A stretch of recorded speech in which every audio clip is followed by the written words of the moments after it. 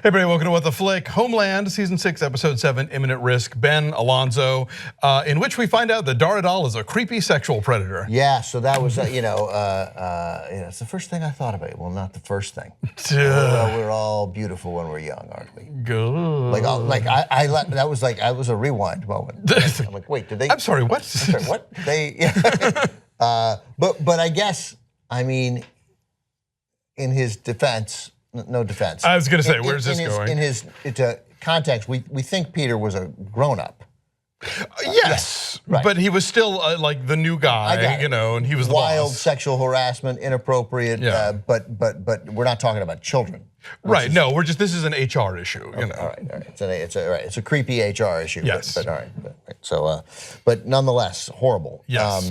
And just so one, just to think about Dar somehow sexually. In any capacity, right, it seems like that guy is you want to be, he's asexual, he's dedicated to his job. Yeah. He goes home and gets into a bathtub full of ice. Right, and do we think, so was Peter just then a victim of that, or is Peter bisexual? Who knows? I think Peter went along to get along, I don't know. And I'm not even gonna necessarily think that Dar is gay. It could just be that he likes to be in a position where he can, use his power, Use his power, either way, whatever it is, that was just out of nowhere. But Jesus, hard to follow. That's a late revelation for this show. But it gives you a sense too of Peter's obviously difficulty in sort of committing, right? Sure.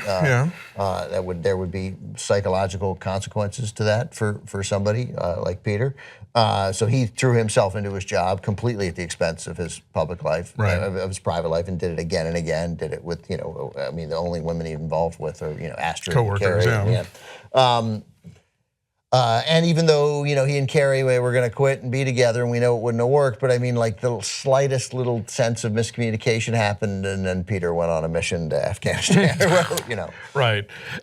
So a lot of Dar seems to be pulling a lot more strings than maybe we even gave him credit for in this episode. And I thought Dar was not involved in this plot. Remember, I thought that but it looks like maybe he's just fully involved. It would appear that he definitely has a stake in keeping Peter and Carrie apart, because it was going to make it harder for Carrie to sort of investigate what is going on with the guy across the street, to the point where now Dar has told Peter exactly what Carrie did in Berlin. But the question though still but did Dar work with that guy across the street from Carrie to put a bomb bomb New York, to blow up that that's messing around with the mechanics of the CIA in order to manipulate the president into supporting a policy that, again, as I said last week, that you think is the right policy, right? As opposed to creating a fake terrorist attack. I mean, that's a huge leap. Again, I think my question this whole season has been like, how many conspiracies are we talking about? Are they all connected? Are some of them running parallel? And the implication seems to be more and more that no, they're all one big conspiracy, and Dar is behind all of them. Right. So, but we don't know yet, right? We don't know. Now, of course, the big thing in the episode is Frankie. Yes. Franny, excuse me. Which, once that started going down, it occurred to me, like, how did that not happen before? It seems like that is, if you're going after Carrie, that is automatically her weak point. Sure, it's a big leap. Yeah. It's like the old Superman cartoons where he would always tell Lois Lane they couldn't get married because if Superman had a wife, she'd always be getting kidnapped, for blackmail or whatever, And so it seems like that's a loose end that is super vulnerable for her. It is, but the opportunity never really presented itself. I mean, you can't just do it, right? I mean, the way it succeeded was not because the CIA has an agent at Department of Family Social Services or whatever it is. But that this moment happened, so Dar took advantage of this moment. Right. I'm just saying, even last season when Franny was when they were all in Berlin together, it just seems like there was just so many opportunities where somebody could have kidnapped her or done something. True, but this is different because they want to sideline her, right? Right. You're not trying to they're not trying to blackmail her. They're literally trying to just get her off the. But I thought again, it's a TV thing here that they can't quite seem to resist. Is I would have left us wondering about Dar's phone call. Like, I don't really think we had to see her call Dar and have the hello. Yeah. Like, we should have thought, like Carrie would think, wait, so you're telling me that my client gets out and then the day later he blows up in the thing and then the FBI agent is dead and then the next day Department of Family Services comes and takes my kid away and none of these things are connected, right? Yeah. So and they let me know they. Plus now, for all the things that the social worker claims that Franny says, we only have the social worker's word for that. Right. We're to believe. The suggestion is that she's because of that way she called Dar. Yeah. That it was all legit, right? And so we're also left to wonder, God, maybe that is a terrible place. And she probably did fall asleep with a loaded gun in Franny's room. Right? Carrie's like, I didn't fall asleep.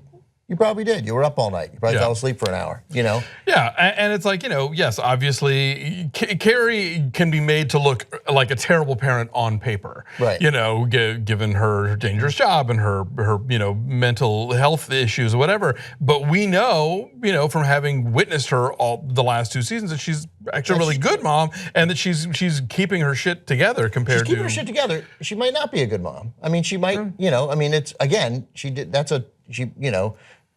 again, don't leave her with Quinn. I got it. You had to. Yeah, great. That was maybe not the best move, but I'm sure people have selected worse sitters. And it was a terrible situation at that moment. Like this family, their kid I gotta go see these people. This is a crisis. It's just you probably should have figured. I don't know. Take her with you. Something. Yeah, something. Anyway, but quite dramatic to have that sort of, and then of course she drinks, and then she calls the president-elect. So who could have helped her if she maybe had handled it. Yeah, in a less weird way. Like she's not drunk and says, you got an idea of who I can call, and then right. And the president this is the episode that starts with her giving the interview where she's talking about her son for the first time, right? Yeah. So, and now I'm thinking like, did Dar plant the woman who drove her back to New York to get her to start talking about her son? Like, who knows? Like at this point, I don't trust anything. You don't trust anything except I think that was because I think this is helping her now. Okay. So probably not. I think sort of these interviews again as the what's his name, that wonderful actor who came in who works for Dar. Who works with Dar, the general. Or the guy who calls her a cunt in the bar. That guy. Calls who? When Dar's sitting in the bar and she's giving the speech on TV and this guy walks in. I was like, that's Stanley Tucci. No, wrong show, other show. About Betty Davis. I know, who knew you could say cunt on cable now? Yeah. We got two this weekend. Tucci doesn't just say it. He yells it. He paused and he made sure you can edit just that if you want, you can pull it out.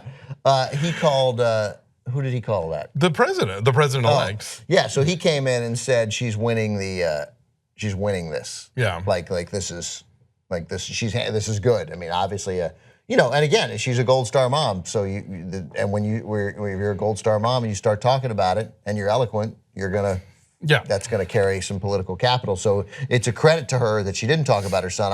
I believe her reasons. Yeah, no, they were totally legit, and she has equally legit reasons to now talk about it. So is the transformation, seeing it in a different way. So I thought that was interesting. And I love the actress who plays the Elizabeth Marvel? Was that who played the DFCS worker or the? Oh no, sorry, I'm talking about the president-elect. Oh no. Right. Of course, yeah. No, the social worker, she was good great. too. Yeah, it's just so that's all. So, but Dar is the dangerous, and then the Dar Saul stuff is really good because now Saul is like, Saul's not falling for the. I just heard this was going on. It's outrageous. Stop this right now. Give me your phone. Yeah. Saul's like, all right. Really?